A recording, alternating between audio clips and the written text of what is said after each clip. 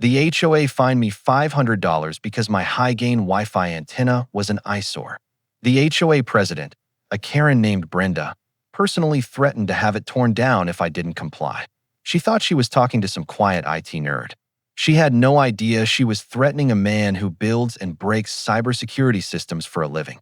So I didn't just get mad. I got even. I didn't just shut down her internet.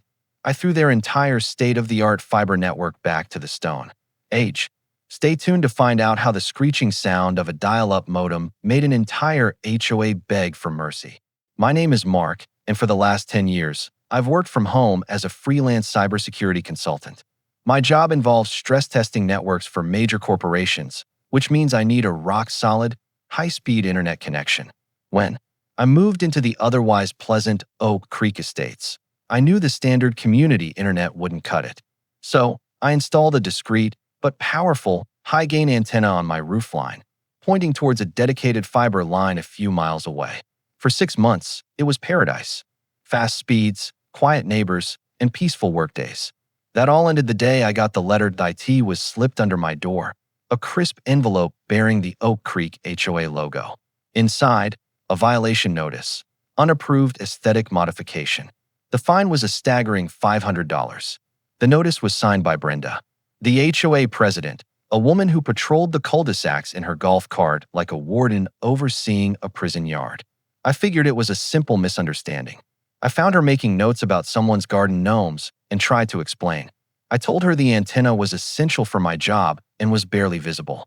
She gave me a thin, unimpressed smile. The rules are the rules, Mark. It's an eyesore. Pay the fine and take it down, or we'll add a daily penalty. If it's still there by Friday, we'll hire someone to remove it and bill you for the labor. Logic was useless. She didn't care about my job. She cared about her power. That evening, I sat in my office, the fine sitting on my desk. I could fight it, hire a lawyer, and spend months in a bitter dispute. Or I could solve this problem my way. Brenda and the HOA had forgotten a fundamental rule of the modern world. Don't start a war with the man who controls the information. I knew our entire community was serviced by a single ISP, managed through a central online portal for the whole development. It was a system I could probably design in a weekend. Getting inside it would take me about 15 minutes. I brewed a fresh pot of coffee, cracked my knuckles, and went to work. I didn't launch some massive, destructive attack. That would be messy and illegal. Instead, I opted for something far more elegant and frustrating. I gained access to the Master Network Administration panel for Oak Creek Estates. I saw the glorious, unlimited gigabit speeds everyone enjoyed. With a few dozen lines of code, I wrote a custom throttling script. I didn't shut the network down. I just capped the bandwidth for the entire neighborhood, every house except mine, at 56 kbps.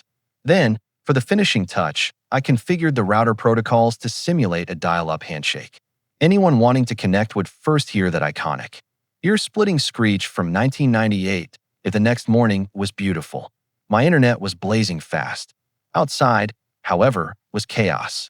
I saw people on their lawns, staring at their phones in disbelief. A guy who worked in finance was screaming into his phone that he couldn't access the market. Kids couldn't log into their online classes. Brenda's Zoom meeting for the regional HOA board became a pixelated, stuttering nightmare. The entire community's digital life had ground to a halt. The ISP was flooded with calls, but they were clueless, as their systems showed everything was technically working. That IT took them 2 days of digital misery before a defeated-looking Brenda, flanked by 2 other board members, knocked on my door. "Mark," she said, her voice strained. "We have a problem. Your internet seems to be working. Ours isn't. Do you know anything about this?" I took a slow sip of my coffee. "That's strange, Brenda," I said calmly. "Maybe it has something to do with an unapproved aesthetic modification. Let's talk about this $500 fine and my antenna. Once that's settled, perhaps I can find the time to take a look at your network issues." She stared at me, the realization dawning in her eyes. The fine was rescinded, and a formal apology was issued. And just like that, with the click of a button, Oak Creek Estates rejoined the 21st century. My antenna has never been mentioned again.